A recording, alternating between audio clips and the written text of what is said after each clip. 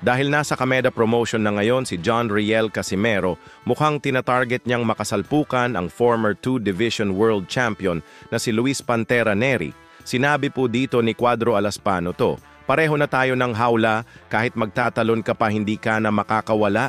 Ibig sabihin ng pareho ang hawla mga bossing ay iisa ang kanilang promoter at yan ay si Kameda. So mukhang sa Kameda Promotions matutupad ang matagal ng girian nila Casimero at Neri. Sinabi rin po ni Cuadro Alas mga bossing na matikpaldo, easy work, parank muna ako, tapos isusunod na kita brr. Sinasabi dyan ni Casimero na kinakailangan daw muna niyang lumaban para mailuklok sa ranking ng featherweight, sa kanya isusunod si Luis Pantera Neri. Maganda ang plano ngayon ni Casimero mga bossing. So tama po yan, tune up muna bago niya harapin si Luis Neri.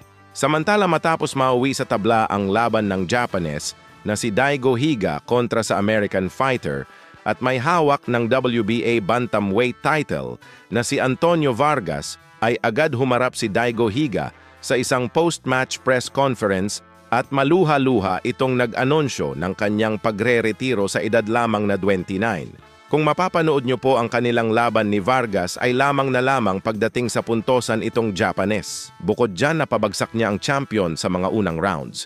Kaya abot tagumpay na sana, ngunit sa pagsapit ng round 12 saka naman nasingitan sa mukha at bumagsak dito si Daigo Higa. Kaya nauwi sa draw ang kanilang salpukan, yan ang dahilan kung bakit mangiyak-ngiyak si Higa na humarap sa mga media. Sabay nag-anonsyo ng kanyang pagre-retiro, naging WBC Flyweight World Champion itong si Higa noong 2017 hanggang 2018. Pero inaalat na sa mga susunod niyang mga title shot. Kaya iyak sabay retiro, yan lang muna mga bossing. Maraming salamat po!